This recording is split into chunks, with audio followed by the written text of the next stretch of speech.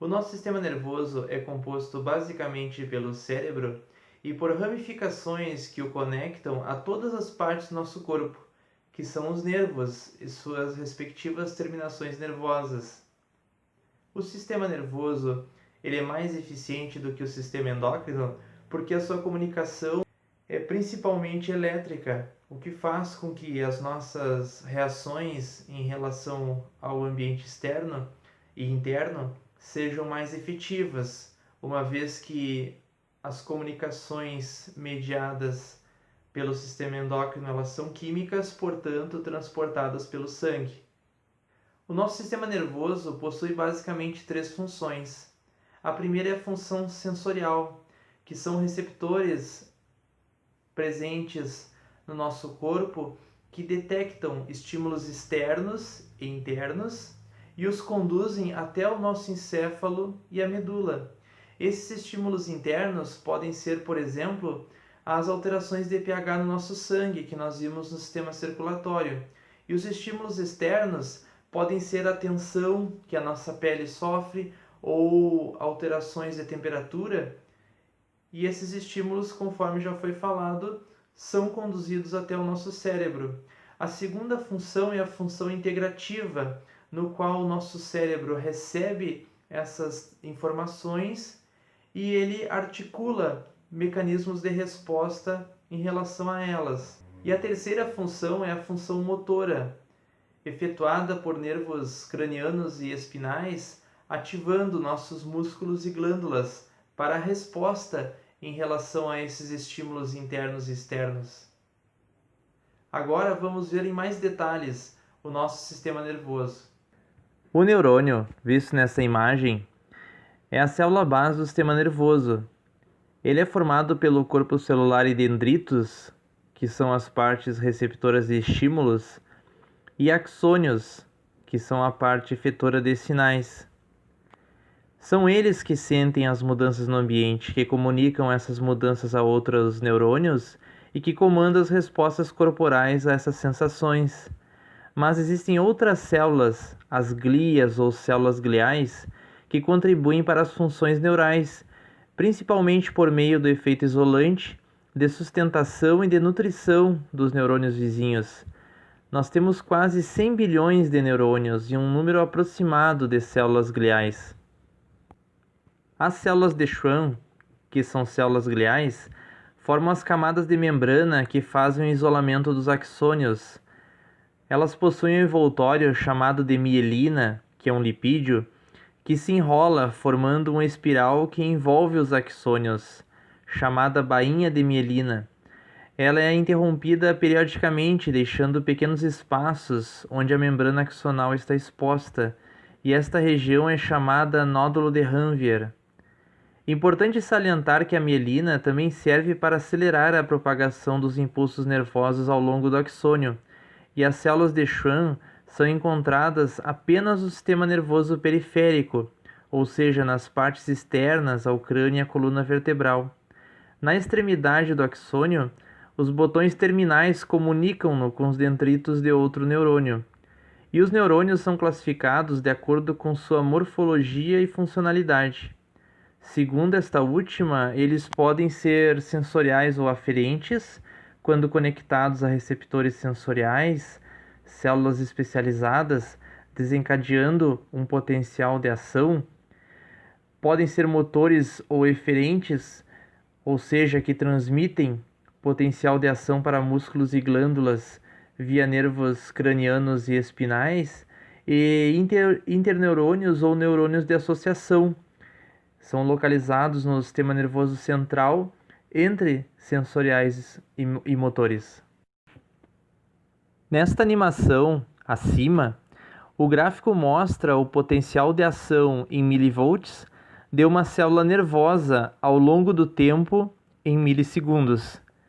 Durante a entrada de íons de sódio, que é o Na+, a parte interna da membrana se torna positiva, que é o processo chamado despolarização. E durante a saída de potássio, que é o íon K+, se torna negativa, que é o processo chamado repolarização.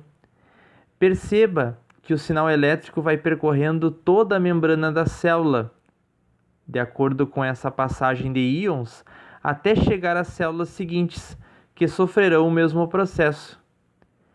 A passagem desses íons ocorre graças a um gradiente de concentração, ou seja, de onde tem mais íons para onde tem menos, e esse processo é denominado difusão facilitada. E ao final da repolarização, o transporte ativo, denominado bomba de sódio-potássio, restabelece esses gradientes de concentração, ou seja, a diferença de quantidades entre um lado da membrana e outro. O ponto de comunicação de uma célula nervosa com outra é denominado sinapse. Como os neurônios são células alongadas e muito ramificadas, eles podem estabelecer até 1000 sinapses com outros. Elas podem ser de dois tipos, elétrica e química. A primeira ainda podem ser de 3 tipos, axodendrítica, entre o axônio de um neurônio e o dendrito de outro, axossomática, entre o axônio de um neurônio e o corpo celular de outro, e axoaxônica, ou seja, entre 2 axônios.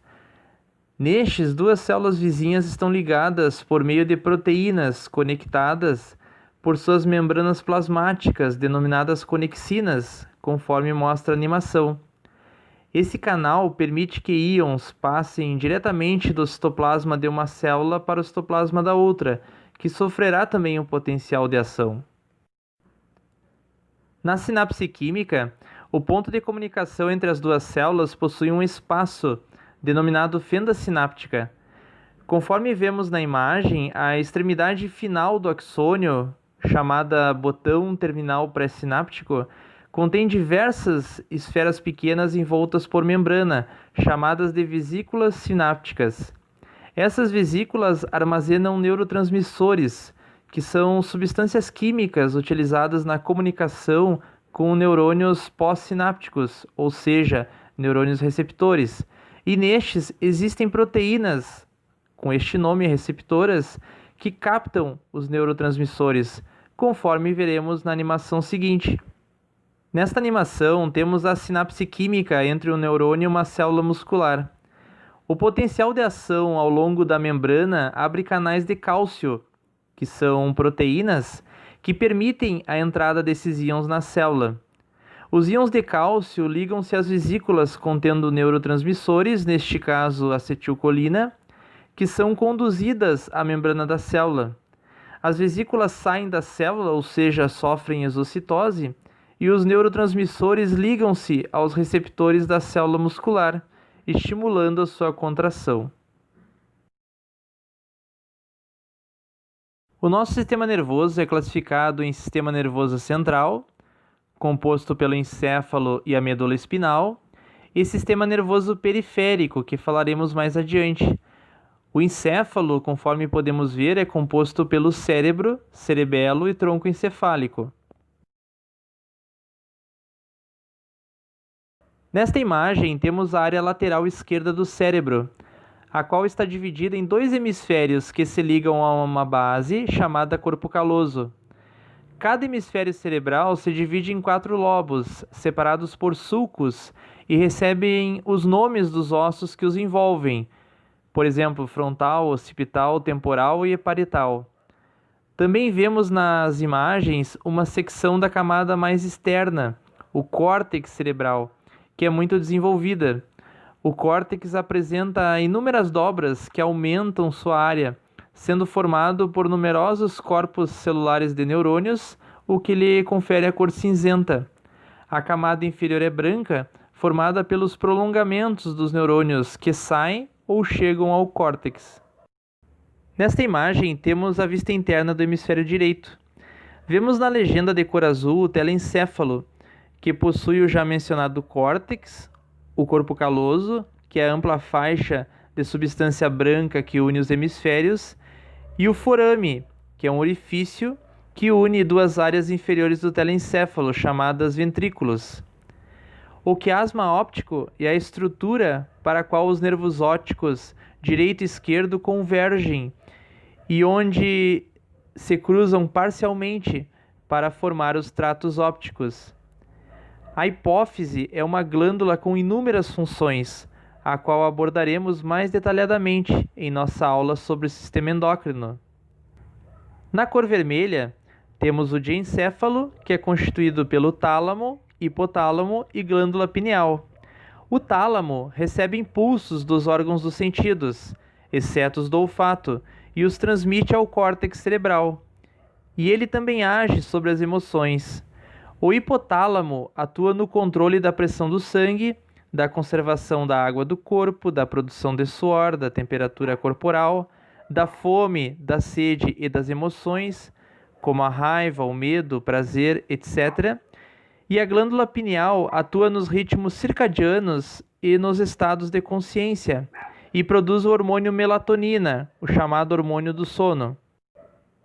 O mesencéfalo controla os reflexos de audição, como o movimento da cabeça para localizar um som, e os movimentos oculares. Junto à ponte, o bulbo forma o tronco encefálico. A ponte atua com o bulbo no controle da respiração e retransmite impulsos do cérebro para o cerebelo. O bulbo possui o centro cardiovascular, que regula a força dos batimentos cardíacos e o diâmetro dos vasos sanguíneos. Por último, temos o cerebelo, que ajusta os impulsos que vêm do cérebro para coordenar os movimentos do corpo, a postura, o equilíbrio e o nosso tônus muscular. Nesta imagem, vemos a secção da parte superior do crânio. Logo abaixo da pele temos o tecido ósseo, e mais abaixo, na coloração vermelha, temos as meninges, membranas que revestem e são responsáveis pela proteção do sistema nervoso central. Elas são três: a dura mater, a mais externa, a aracnoide mater, a média, e a pia mater, a mais interna. Percebe-se que entre a camada média e a interna existe um espaço, chamado subaracnoideo, preenchido pelo líquido cerebroespinal, que protege o encéfalo e a medula contra danos físicos e químicos, além de transportar gases, nutrientes e resíduos para os vasos sanguíneos ali presentes. Em relação à funcionalidade cerebral, as áreas são classificadas em áreas sensoriais, ou seja, de percepção, áreas motoras relacionadas ao movimento e áreas integradoras relacionadas a memórias, emoções, raciocínio, vontade, etc. A área somatosensorial primária recebe impulsos nervosos para o tato, a propriocepção, que é a nossa noção de posição corporal, a dor, as cócegas e temperatura. A área motora primária percebe as contrações voluntárias de músculos específicos no lado oposto do corpo. A área de Broca é responsável pela fala e compreensão da linguagem. A área de Wernicke, com o significado da fala pelo reconhecimento das palavras, ou seja, traduz palavras em pensamentos. A área de associação posterior integra e interpreta as sensações somáticas, como a forma e a textura de um objeto, ou seja, recupera nossa memória em relação a ele. As outras áreas estão relacionadas aos seus respectivos estímulos. Neste slide, temos a visão da medula, prolongamento componente do sistema nervoso central, que está situada no interior da coluna vertebral. Junto a ela, temos o sistema nervoso periférico, que é formado pelos gânglios nervosos, pelos nervos cranianos, ou seja, que saem do encéfalo, e pelos nervos espinais, que obviamente saem da medula. Assim como o encéfalo, a medula é constituída de uma substância branca e uma substância cinzenta, mas a sua disposição é diferente na medula. Enquanto no encéfalo a região externa, que é o córtex, é constituída de substância cinzenta, com exceção do bulbo, na medula esta substância está presente no interior do órgão e a substância branca na parte externa. Conforme vemos na imagem esquerda, pela raiz ventral da medula saem prolongamentos dos neurônios motores. Na raiz dorsal, ou seja, voltada para a parte externa do corpo, há prolongamentos dos neurônios sensitivos, cujos corpos celulares estão no interior dos gânglios nervosos. Também vemos as 3 meninges, com a mesma disposição do encéfalo. E à direita, vemos em detalhe um nervo, que é formado por dezenas e até centenas de prolongamentos de neurônios, as neurofibras ou fibras nervosas, aglomeradas em fascículos e envolvidas por tecido conjuntivo. No sistema nervoso periférico, encontram-se os nervos sensitivos, que recolhem informações dos órgãos dos sentidos e dos órgãos internos. Os nervos motores, que levam mensagens do sistema nervoso central para os músculos e para as glândulas. E nervos mistos, com fibras nervosas sensitivas e motoras, que são os 31 pares de nervos espinais. Nesta imagem, temos alguns nervos motores que controlam os músculos esqueléticos, ou seja, dos membros superiores e inferiores, comandando as respostas ao ambiente externo de maneira consciente, ou seja, respostas voluntárias. Essa parte é chamada de sistema nervoso somático ou sistema nervoso periférico somático. Mas muitas dessas respostas ocorrem de modo involuntário. É o caso dos atos reflexos, em que as respostas voltam pela medula antes de ir para o cérebro. Por isso, a maioria dos autores afirma que o sistema nervoso somático controla a nossa relação com o ambiente. O nosso sistema nervoso periférico também possui uma parte autônoma, pois nervos que levam impulsos aos músculos lisos, às glândulas e ao músculo cardíaco, por exemplo, controlam as atividades involuntárias que fazem parte da vida vegetativa, ou seja, é responsável com os hormônios pelo controle da nossa homeostase. Esses nervos trabalham de maneira antagonista, um que estimula e outro que inibe a atividade do órgão. Desta forma, o sistema nervoso autônomo divide-se em simpático e parasimpático. Os nervos simpáticos originam-se na região mediana da medula. Os parasimpáticos saem do bulbo e da extremidade final da medula. Tanto o sistema nervoso simpático quanto o parasimpático possuem gânglios situados próximos à medula espinal ou aos órgãos que inervam.